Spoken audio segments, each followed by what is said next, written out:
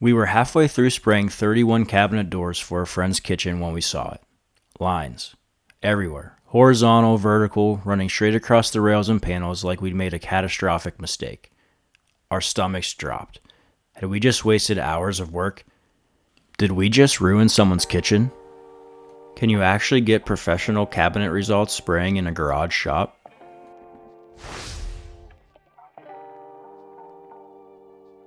A friend is redoing her kitchen.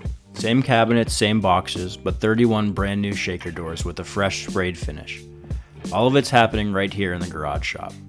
We'll be honest, we're not professional finishers, but when it's someone you know, someone who's trusting you, good enough isn't good enough.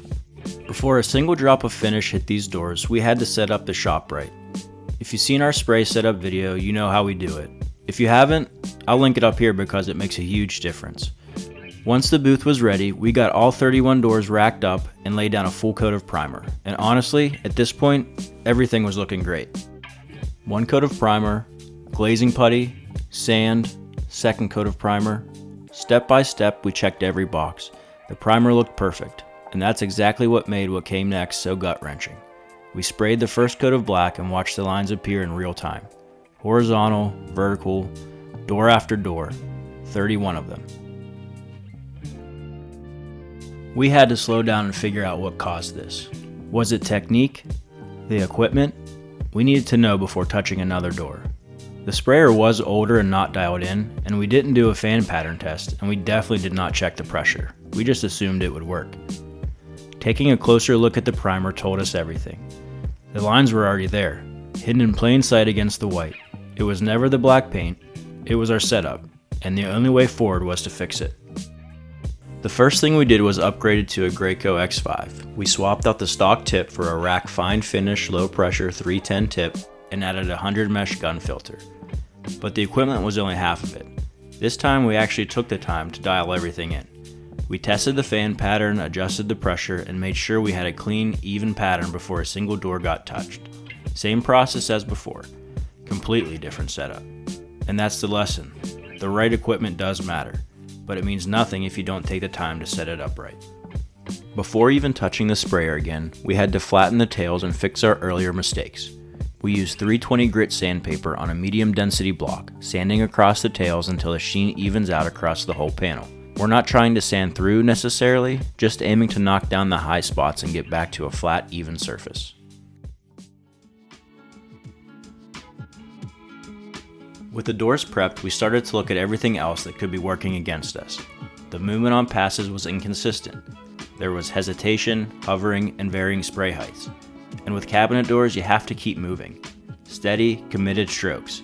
No stopping mid-pass. Then there was the rack.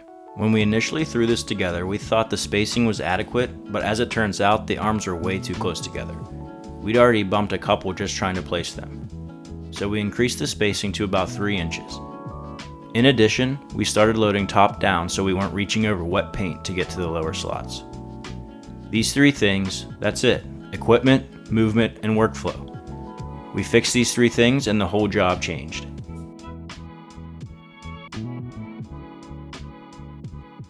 Did they come out perfect?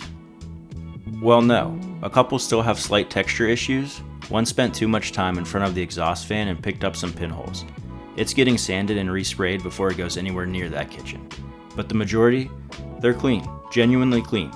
And after everything we went through to get there, that feels like a win. The real lesson from this whole project is simple. Cabinet finishing punishes shortcuts.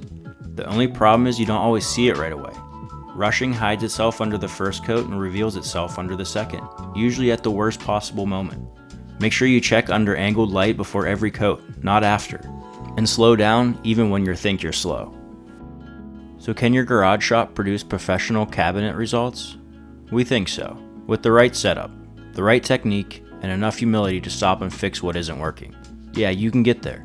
Pros have done this thousands of times, but that doesn't mean it's out of reach.